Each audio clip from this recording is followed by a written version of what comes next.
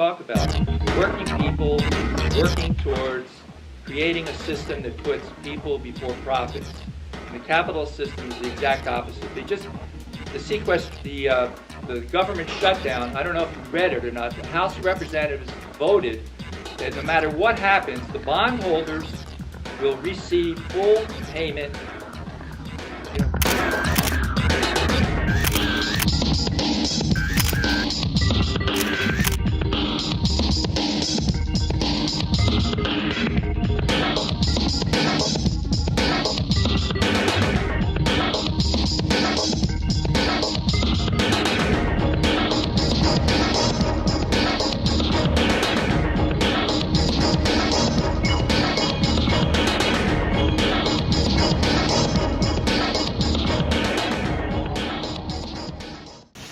I'm going to extract one thing that he said in here. Neighbor is not a geographic term. It is a moral concept. It means our collective responsibility for the preservation of human dignity and integrity.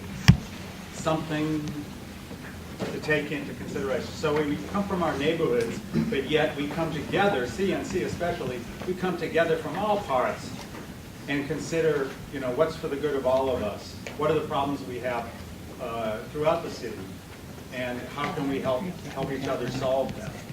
And so we put it to you. We'll have the format here. So I want to thank organizers, especially Elaine Ross. Especially working on this council.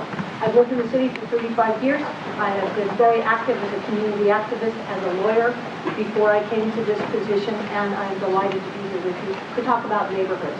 What I have learned over my first term is that everybody in every neighborhood of the city would like to see more sidewalks, better transportation, and certainly more communication between our Department of Executive and our legislative branch. That's something that I have brought to this council. I really enjoy working with the neighborhoods, reaching out to you, hearing you, listening to you, going to your district councils, and if reelected, I promise you I'll continue to do just that. Yep, my name is Sam Bellamy. I'm with Stand Up America, and I want to echo what Alex said. The concern is we need to have a dialogue. There's a process in place, and that's open dialogue. The process needs to be a part of the process. She has chaired the neighborhood committee, but I don't know how many district council meetings or regular community meetings she's been to. How many of her meetings has she done in the evening, off work hours, and in your neighborhood? I'm going to say zero. That hasn't happened. These are the things that we need to fix. We need to change the process in which they operate, and we're not going to do that until we change someone and put someone different in there as a citizen, not as a bureaucrat or as a politician, but as a community member.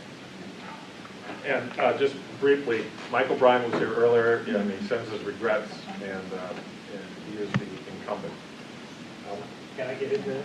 Let's spread That's the socialist. Absolutely, yeah. There we go. Thank you, Carl. My name is Albert Shen, running for City Council, position number 8. For those who don't know me, I grew up in Pullman. I came here to UW to study environmental chemistry. I own a small business, a small civil engineering company. We've done a lot of work here in Puget Sound. Third runway at SeaTac, the rental car facility. We're working on a waterfront redevelopment program. In my work, I do a lot of difficult things. I see a lot of problems coming up. I see people that are unemployed. I see people along job lines. I see our children not getting the education they deserve. And I see our city not using our resources wisely. What I don't see is a transportation policy for our 21st century economy. I don't see a public safety policy that embraces our diverse opinions and keeps us safe. And what I don't see our city prepare our most difficult environmental challenges. So with my background in education, running a small business and working for nonprofits, I want to bring diversity to the City Council. The City Council is about bringing diversity of opinions and to reflect the diversity of this council. I want to move Seattle forward. I can bring that experience. Thank you very much. Is that a minute? Okay, all right. Seconds is fair. All right. Hello everyone, thank you for being here. My name is Kshama Sawant. I'm running for Seattle City Council Position 2. I'm a teacher at Seattle Central Community College and a rank and file member of the American Federation of Teachers Local 1789, and I've been an activist with my union and with the Occupy movement and for other causes.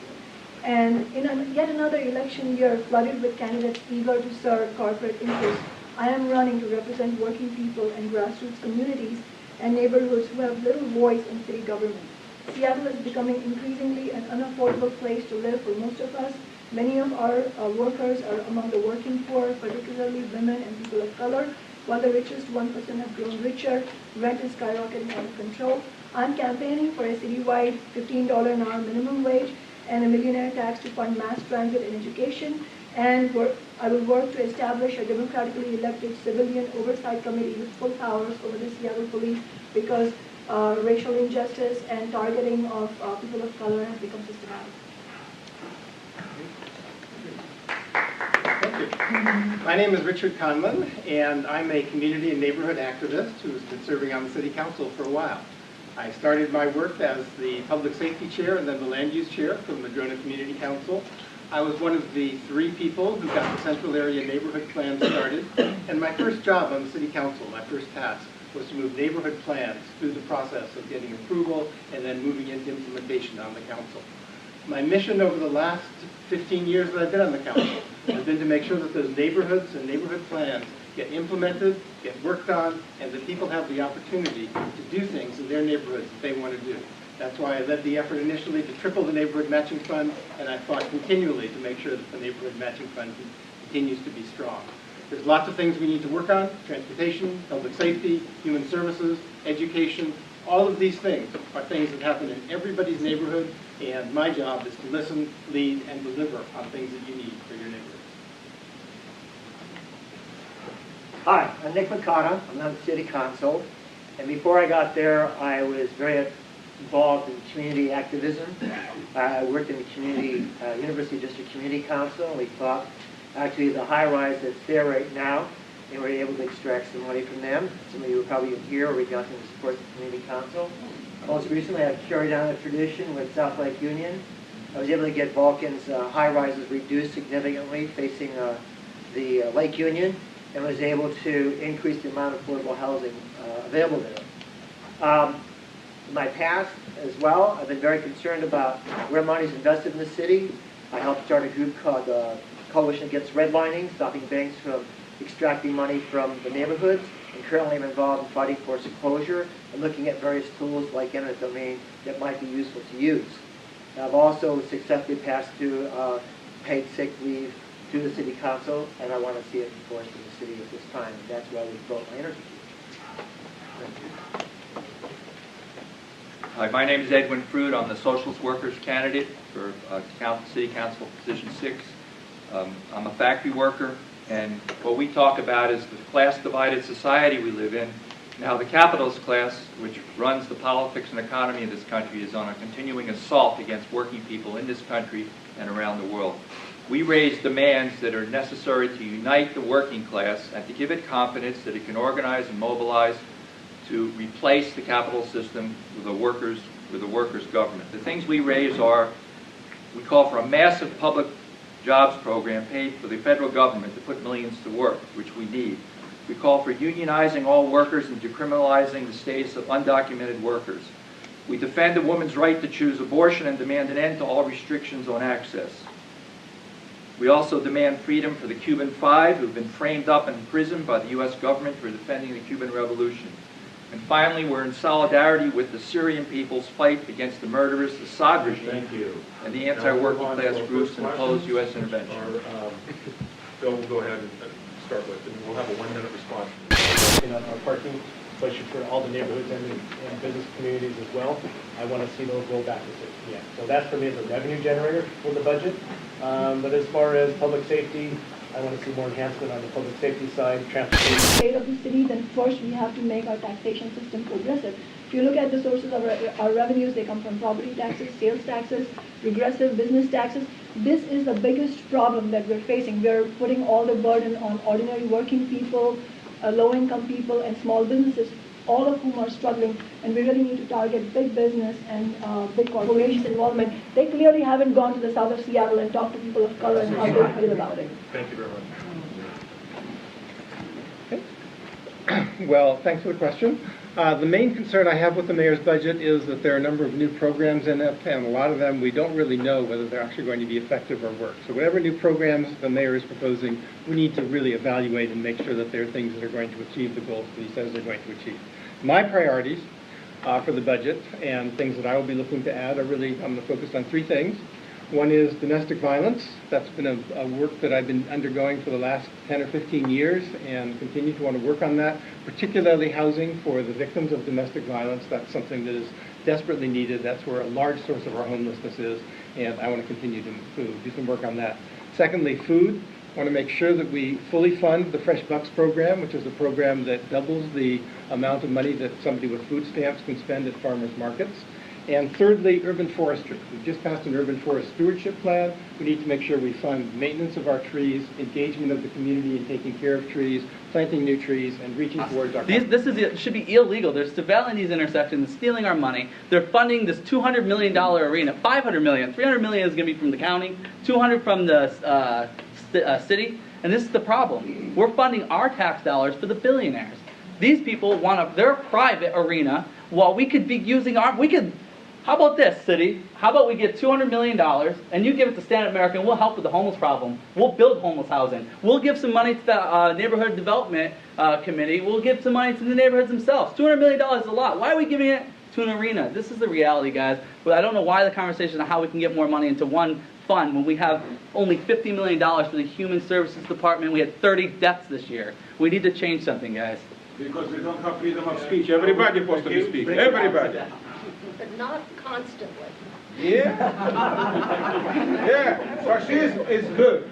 We'd like to hear from the candidates. Yeah, well, I kind of already forgot the question right now. It's okay. Employ in order to improve our neighborhoods, in order to improve infrastructure, and also in order to make an equitable distribution of the development dollars. I mean, look at what's happened to Rainier and all of the South. Who is actually going to talk about that? And I know that Mr. Conlin often talks about that, but very, very little of the development dollars have gone to the South, and we need to talk about that inequality. There's too much silence about that. And in terms of what we can do about the budget for the Department of Neighborhoods and its how money is allocated. I mean, a lot of power used to be in the hands of the neighborhoods to actually decide how the community should allocate these resources. But a lot has changed since Mr. Conlin and other people have come into office. The neighborhoods are shut out of this discussion, and all the decision-making power has been put into the hands of the Planning Commission and the DPD, which actually ironically have a clear conflict of interest because they get money from the development. And so there's a clear reason for real estate developers, domestic violence, when you had a great chance to support them, because paid sick leave offers time off to people, workers, to find safe haven, to fight against domestic violence, and we have to recognize that. So just in the sense of fairness, I probably would have voted for it, but I would have probably gotten some of the things that I wanted that would have made it simpler and clearer, like the Washington, D.C. or the Connecticut ordinances. So it has nothing to do with not valuing paid sick leave, and it has nothing to do with not helping people with domestic violence. So going back to the budget, we faced, in the recession, a really difficult situation with the budget. What we were able to do is maintain our public safety investments, and we were able to maintain and actually expand our human services investments during the recession. The problem is that meant that we had to take cuts somewhere because we lost revenues. Those cuts mainly came from the library, from parks, Department of Neighborhoods, a few other places like that. We've restored the cuts to the library fully, thanks to the voters, and actually expanded the libraries. We have the best budget we've ever had for our library, thanks to the levy that was passed by the voters last August. Parks Department is next. That's the biggest department other than our public safety departments. 50,000 homes are on the cusp. If anything happens to jobs or medical expenses, they're going to lose their homes. But that's the way the capital system works, and that's what we have to move to figure out how to mobilize and change that kind of system. I would say that we should support the grocery workers who have now authorized the strike because of the attacks that the grocery stores have waged against these workers. And I'll say the same thing about the dock workers.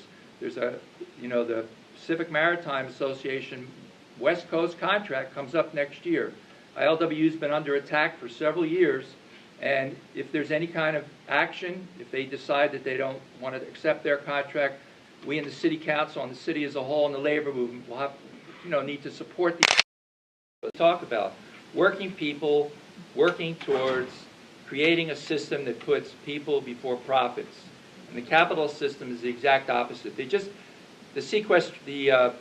government shutdown, I don't know if you read it or not, the House of Representatives voted that no matter what happens, the bondholders will receive full payment, without any problem. They come first. That's the capitalist class. That's who the Democrats and Republicans represent. And we have to work toward changing the system. We need to break from those two parties and begin to organize political parties that represent the interests of working people. Otherwise, none of this stuff is going to happen. Yeah, I bet you it's somewhat major problem we have with neighborhood planning is that we've been doing most of it in South Lake Union. The rest of the neighborhoods have pretty much been ignored. And that's a reflection, quite honestly, of people who come to the city hall.